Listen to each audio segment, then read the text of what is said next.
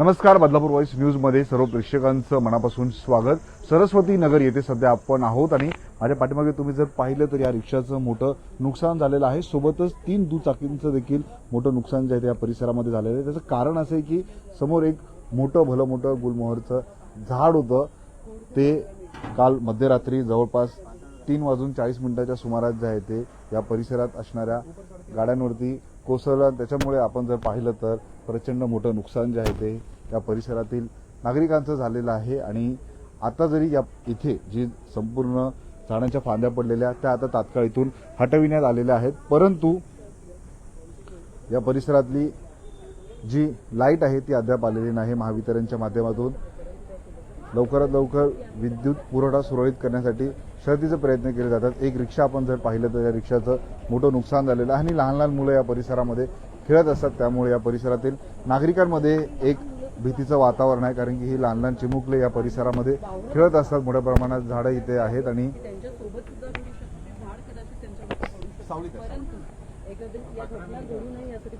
या घटनेनंतर या परिसरातील नागरिकांमध्ये भीतीचं वातावरण आहे। आणि वरती आपण जर पाहिलं तर पत्रा देखील तुटलेला आहे आणि खाली 3 दुचाकी होत्या आणि एक रिक्षा होती, त्यांचं मोठं नुकसान झालेलं आहे।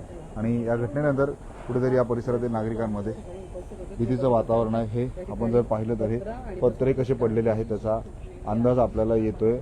गाडीचं मोठ्या प्रमाणात नुकसान झालेलं आहे, रिक्षाचं मोठ्या प्रमाणात नुकसान झालेलं आहे आणि काही महिन्यातच पावसाळ्याला सुरुवात होणार आहे। तत्पूर्वी इथे असणाऱ्या या धोकादायक वृक्षांची छाटणी करावी असंही या परिसरातील नागरिकांचं म्हणणं आहे। काय त्यांचं नेमकं म्हणणं आहे आपण या सर्व स्थानिकांशी संवाद साधून जाणून घेणार आहोत। काय सांगाल, काय नेमकं नुकसान झालं, किती वाजता घडली घटना, काय घडली? 3:40 को हुआ रात को।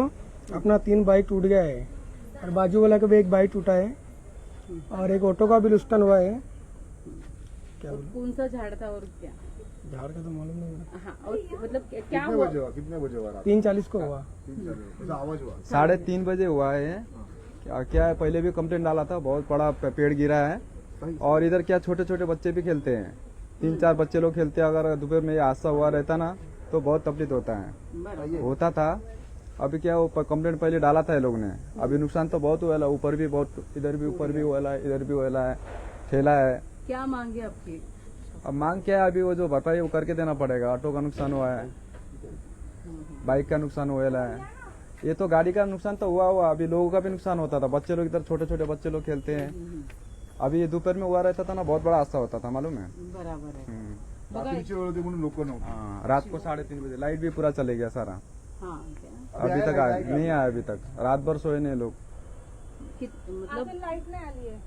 काय नेमकं आता लहान मुलगी तुमच्याकडे हो, चिमुकली आहे आणि माझा मुलगा पण आहे, तो स्कूलला गेलाय आता। पण भीती आहे इथे, हे वाला हे पण आहे ना झाड, त्याची पण आम्हाला खूप भीती वाटते की पडल वगैरे। आणि वायरिंगचा आवाज पण येतो ना जेव्हा ते वाऱ्याने ते हलतात ना ते वायरी, तर ते तडतड आवाज वगैरे पण येतो। मध्ये पण झालं होतं तर ते करून गेले ते काम त्याचं। आणि सतत मुलं खेळत राहतात, आम्ही पण सारखं जात असतो बाहेर वगैरे। काल रात्री नेमकं काय झालं? 3:30 वाजता खूप जोरात म्हणजे हे झालं, आवाज वगैरे येत होता, पण बाहेर पडायला पण भीती वाटत होती।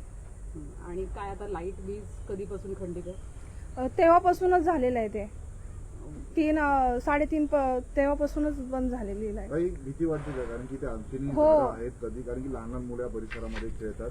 काय प्रशासनाकडे विनंती असेल लवकरात लवकर झाडांची छाटणी करा। हो, अर्थात इथे या घटनेनंतर कोण आलं होतं? प्रशासन, लोकप्रतिनिधी कोण आलं होतं का तुमची भेट? ते म्हणजे ते सकाळी आलेले, ते साफसफाई वगैरे करायला आले होते, बस।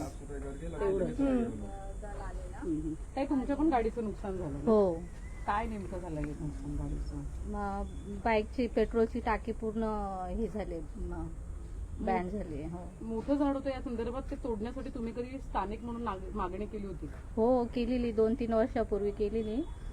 तर त्यांनी समोरची जिकडची आमच्या साईडचीच फांदी एक तोडली, बाकीचं झाड तसेच ठेवलेलं। ते हो, ते सगळं सुकलं ते झाड आणि ते पडलं इकडे। कोणाकडे मागणी केली आपण, लोकप्रतिनिधींकडे वगैरे संदर्भात? म्हणजे आम्ही संभाजी शिंदेंना बोललेलो, त्यांनी हे केलेलं। मग त्याच्यानंतर त्यांनी तोडलं होतं का? हो, आमच्या साईडचीच एक फांदी तोडलेली त्यांनी।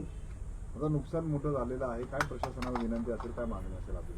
आमची नुकसान भरपाई करून द्या आणि ज्या काही अडचणी त्या तुम्ही सॉल्व्ह करा आमच्या. अर्थात तर आपण वगैरे चालू या परिसरातील स्थानिकांसोबत आपण संवाद साधलेला आहे आणि त्यांनी त्यांचं म्हणणं जे आहे ते आपल्यासमोर मांडलेलं आहे. काल रात्री हे प्रचंड मोठं झाड इथे कोसळलं. समोर आपण बघू शकतो हा जो पांढऱ्या रंगाचा बंगला आपल्याला पाहायला मिळतोय तेथेच हे झाड होतं आणि त्याची फांद्या आता आपण जर पाहिलं तर त्या परिसरातील घरांवरती आताही आपल्याला पाहायला मिळतात. सकाळी अग्निशमक दलाचे जवान घटनास्थळी आलेले, त्यांनी जी झाडे या ठिकाणी पडलेली ती इथून हटवलेली आहे. परंतु आपण जर पाहिलं तर हे प्रचंड मोठं नुकसान या परिसरातील नागरिकांचं, रहिवाशांचं झालेलं आहे.